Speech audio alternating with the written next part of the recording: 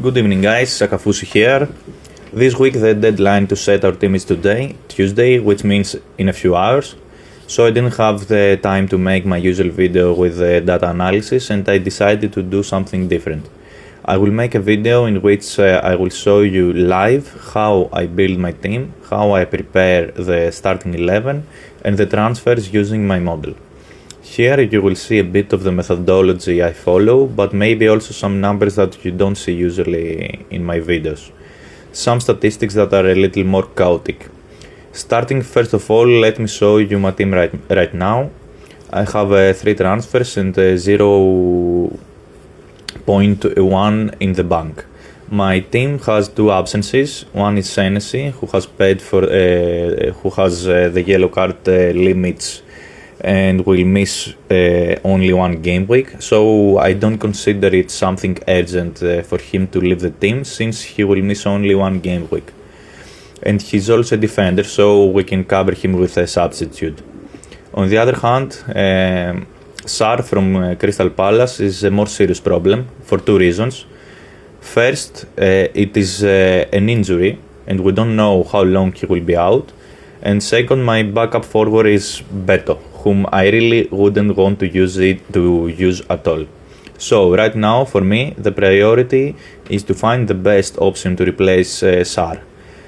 Here I have a list that my model generates with all the players. I have sorted them from best to worst in terms of the total points they are expected to gather long term. Based on this order, I told my model to build the best possible team for me, which is the one you see here on your screen, which according to the model is in attack Haaland and Mateta, in midfield Enzo from Chelsea, Bruno Fernandes from Manchester United, Semenyo from Bournemouth, Ndiaye from Everton and Gakpo from Liverpool. In defense, Timber and Calafiori from Arsenal, Senesi from Bournemouth, Andersen from Fulham, Collins from Brentford and Raya in goal from Arsenal. Let's put my own team next to it to see how close my current team is to the ideal team that the model suggests. We see that the defense is quite different because I don't have Timber, nor Andersen, nor Collins. But in reality, that doesn't worry me too much because defenders generally have a low ceiling and I never rush to make transfers in defense. On defender, one defender who is definitely a priority for me to remove right now is Chalobah from Chelsea, who will very likely leave either so someone better can come, like for example Timber, or so a cheaper defender can come, allowing us to save money for another position. I am removing Chalobah for now and we will see if we go to an upgrade or if we go to a cheaper defender. In case we went to an upgrade, obviously the obvious choice is Timber from Arsenal, who theoretically is also the best defender in the game right now. However, here I have a concern. Arsenal usually in midweek games tend to rotate defenders. I consider it quite likely that Timber might not play and that someone from the backups might start. And I wouldn't want to make a transfer right now with the risk of the player sitting on the bench. So I will focus first on the position of Sarr. Here I have 2 possible choices. Ndiaye from Everton, who plays against Bournemouth. And if I take Ndiaye, we see that there is 5.2 left for a defender, which is very easy to make work. And another option is Gakpo from Liverpool, who plays at home against Sunderland. First of all, I would like us to see, apart from the long term regarding the Ndiaye versus Gakpo dilemma, what the model predicts for the upcoming game weeks. So let's go to the model to find Ndiaye and Gakpo and see the points. First is Ndiaye, we will make him blue because he is Everton, and red we will make Gakpo from Liverpool. Let's now see here game week number 14. Here we are in game week number 14. We see that Gakpo has a better prediction for game week 14, 5.5 expected points, while Ndiaye has 4.98. while in game week 15 the better prediction is for Ndiaye, and in game week 16 it's about the same. This information doesn't give us much. But if we are going to get a player only for game week 14, the reason I'm looking so short term is because in game week 16, due to AFCON, we will get 5 free transfers. So we will be able to set up our team exactly as we want then. So whatever transfer I make right now is essentially for game weeks 14 and game week 15. So between these two players, we see that there isn't a very big difference. Let's also open the fixture difficulty table to see a bit for game week 15 what is expected in our team. We see that we have Semenyo who plays against Chelsea, which is not a difficult game week for a forward since Chelsea do not have a very good defense. So we won't have a problem there with Semenyo. We have 2 Manchester United players in the team right now. We have Mbeumo and Fernandes. And as we see, United plays Wolves, which is not a difficult game. We have Mateta, who plays away against Fulham. That is a difficult game, but Mateta is a player I'm not going to bench just because he plays Fulham. And we also have a possible transfer, Thiago, who plays against Tottenham, which is an average difficult. Which is an average difficulty game. Many of you may be having your mind to buy Thiago because of the results he has recently. But first, Thiago plays away against Arsenal, which is the most difficult fixture of the league for a forward. And also generally, Thiago, yes, he's a good forward. He's the third best forward behind Haaland and Mateta. But generally, his numbers are not crazy. Just remember, he has 6 goals from penalties. 6 penalties in 13 game weeks is something that will not be repeated in the future. Apart from that, his numbers are average. They are not very good. So I'm not rushing at all to buy Thiago, given that there isn't money left right now. So if we go to the Gakpo option and only 4.3 million remain, that is a problem. Because that way we cannot fit a good defender unless we also downgrade Beto to Mark Gu. I don't know how this is pronounced, from Chelsea. That way we would have 5.2 left, and long term we could put Timber in our team, which means though that Munoz would have to go. I know that Munoz has done great so far, but I consider that he's lucky, Munoz, yes. I am enjoying the points he collects, but I think I am a bit lucky to have achieved all these points with Munoz. He's not that good according to his stats. In that case, we would have 4.6 left to bring a defender, like for example Andersen from Fulham. In my opinion, this is the ideal team long term, and it fits Gakpo in. Alternatively, we could put Ndiaye here in case, for example, you don't have money for Gakpo. You could have Ndiaye. Even I could do it so that I don't have to make so many sacrifices. But I see that even if I put Ndiaye again, I wouldn't be able to keep Munoz in my team. So long term, Munoz will have to leave anyway. But because now he plays against Burnley, which is a very bad team this year, both in attack and defense, surely I wouldn't want to sell Munoz right now. So let's reset the team and start again. Sarr will definitely leave, so someone can come. And because Senesi is suspended right now and will not play, I want also one defender. So I will remove Chalobah as well in order to bring Andersen, who plays at home against City. But it is not the best fixture for him. Let's see another possible option, which we said is Collins, but Collins costs 4.9, which doesn't help. It will create problems in the future. Let's check the prediction for Andersen for the fixture against City. Is it as difficult as it looks?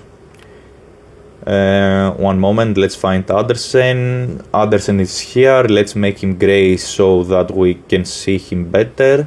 So in game week number 14, yes, 14 is a difficult fixture for Andersen. It is actually his most difficult fixture. So bringing Andersen now to play City is not the best choice. On the other hand, Collins plays Arsenal, which is also not a very wise choice. Let's see more generally in Gameweek 14 who are the best defenders right now. We see Munoz, we see Timber, we see Krejci, who is generally a good defender from Wolves. Let's see in a more general context, not only Game Week 14, let's see for the next 5 game weeks how high Krejci is. So for the next 5 game weeks, no, Krejci is not very high for the next 5 game weeks. I see he's quite low. Let's make him orange so he stands out. Yes, Krejci next game week plays against Nottingham Forest at home. Then against Manchester United, who have a very good attack, and then follows Arsenal, Brentford and Liverpool. Given how things look, maybe we will have to take the risk with Timber, but we have no money at all for Timber. If we put Timber, only 5.4 remain. If we bring Mark, 6.3 remain, which means still no money for Ndiaye. Right, big problem right now. Big headache this week, really. I don't know what to do. I'm completely stuck this week. I cannot think of any good solution for my team. If you had asked me a few game weeks ago, I wouldn't believe that I would be short on money because all the premium players like Salah, Saka, Palmer, etc. are doing absolutely nothing this year. So I didn't expect to reach a point where I don't have money. I don't know how we got here. Who could we put in Saloba's place? First, probably we should go to Andersen and take the risk to play Andersen against Manchester City, which is not the optimal choice, but at least it leaves us room to play with Gakpo against Sunderland and also be able to put Timber in place of Munoz next game week, which is the ideal scenario. Let's see over 5 game weeks who is the best defender. We see it's Andersen. Yes, we will probably have to go like this. We will have to go with Andersen against City and pray that something good happens there, that we at least take defensive contribution bonus. And that way we will be able to fit Gakpo, who is maybe slightly better than Ndiaye. If we take the next 5 game weeks, they are about the same. I don't know if it is worth giving the extra money for Gakpo, since he is about the same as Ndiaye. Money that maybe in the future will be useful somewhere. On the other hand, I think Gakpo might be a good differential because he has low ownership, 13.7%, but also Ndiaye has very low ownership. Maybe we should go with Ndiaye to save the money, which maybe we will need money that maybe we will need for the future. Yes, but in Game Week 16, Mbeumo will leave. In that position, maybe Ndiaye leaves too for AFCON. Let's see a bit. Let's see the players that will leave for AFCON. Sarr will leave, so since he's also injured, obviously he must be sold. Ndiaye will leave, so maybe it's not the best idea to bring Ndiaye right now. Mbeumo will leave. Yes.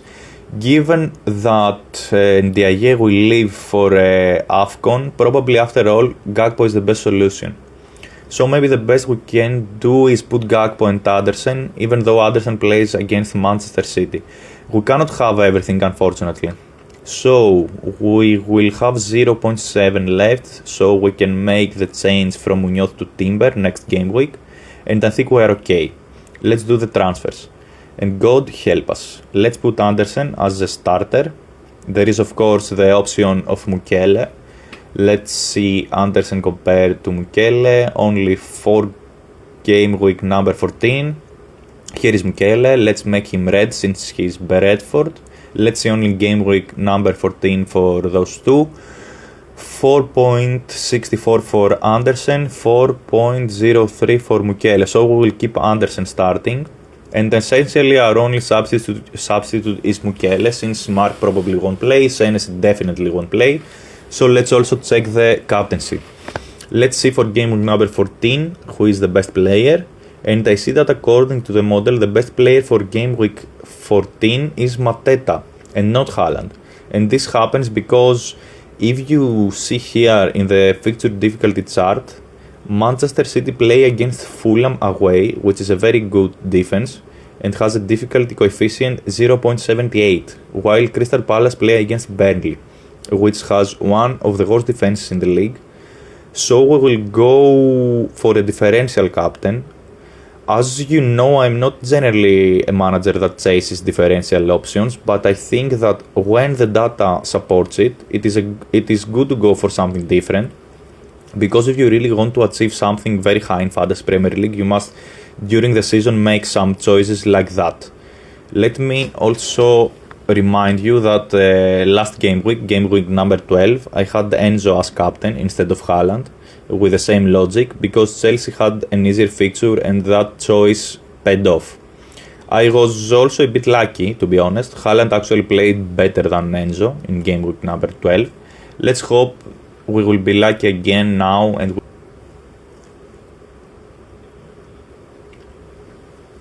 before we close the video, I will show you also some things which maybe you will find interesting if you watch my channel. Let's see here the charts with the players in each position. Here is the chart with the defenders that we said the more to the right someone is, the more attacking he is. Green dots are the defensive contributions. Those with more than 10 defensive contributions, and the lower someone is in the chart, the better defense he has.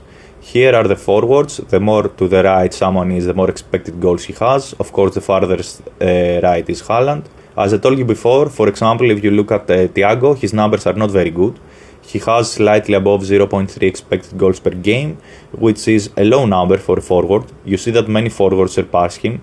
Mateta surpasses him, Wood, Voltemate, Welbeck, even Joao Pedro and Gyökeres, which is funny. Even they have better open play numbers than Thiago. Here are the goalkeepers. Okay, Raya is the lower someone is the fewer expected goals conceded he has. Raya is of course lower than everyone. The more to the right someone is, the more saves he has. Dubravka is farthest right. And here are the midfielders. The more to the right someone is, the more open play expected goal he has. Farthest right is Enzo. The higher someone is, the more expected assist he has. The highest is Saka. And with a green dot are those who have more than 12 defensive contributions per match. You see here Andersen and Caicedo are the only ones. While in bold are those who take penalties for their team, like Enzo, Semenyo, Salah, Fernandes, Ndiaye and Saka. And if we go to see, for example, top 10 forwards by expected points, first is Haaland, second is Mateta, and third is Thiago. If we see the top 10 goalkeepers, first is Raya, second would be Darlow if he played, but he's not a starter. Third is Pope. If we want something cheaper, Roefs from Sunderland is a good cheap goalkeeper. In defense, we see that first is Timber, then Calafiori and Andersen. And in midfielders, the best midfielder is Enzo, who of course, when Palmer returns, will no longer have penalties, and he will definitely drop from first place.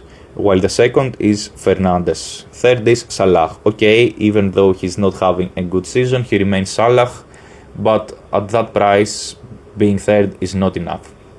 Guys, that was the video. I hope you enjoyed it. Sorry that I didn't have the time due to the midweek game week to make the usual weekly video with the full statistical analysis. I decided to do something different instead of not making a video at all. Have a good one and good luck with your teams.